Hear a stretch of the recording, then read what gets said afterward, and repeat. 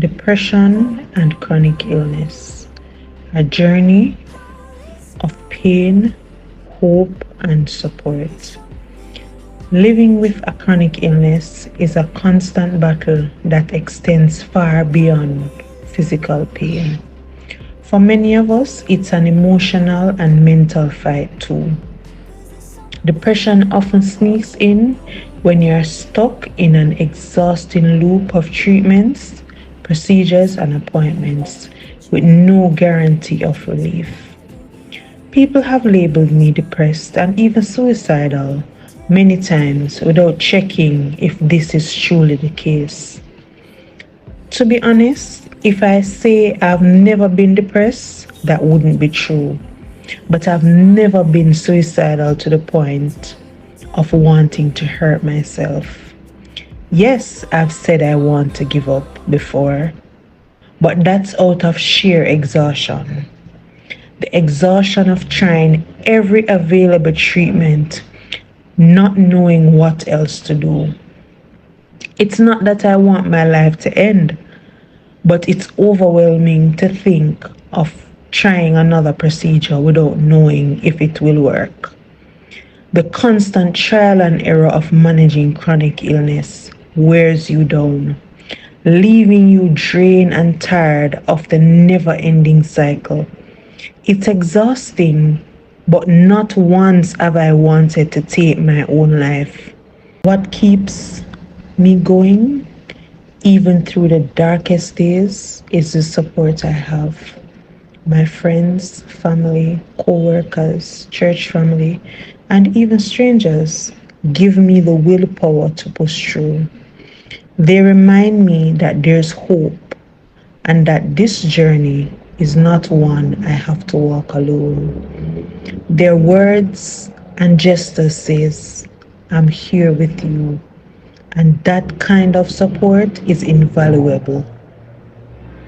But not everyone has that kind of community, and that's something I never take for granted.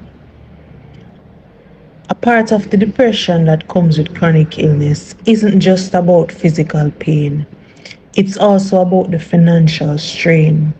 Many don't understand the crushing burden of trying to afford medication or a procedure that could help, but knowing you don't have the money for it. Imagine maxing out your health insurance and then wondering what now. You see your salary at the end of the month, but it's already gone, eaten up by medical bills.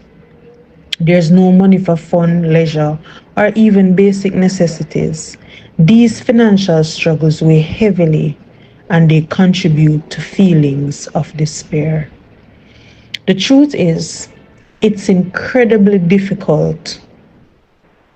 There are days when I don't want to talk to anyone, when I avoid my phone because it's just too much.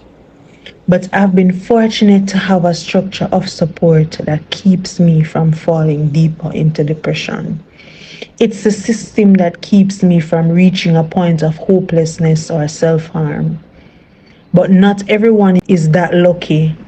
Some people don't have emotional or financial support to help them through, and that's why building a community is important. When I started my page, it was hard for me. I am not the type of person who loves to be in the spotlight. Most of my posts are written.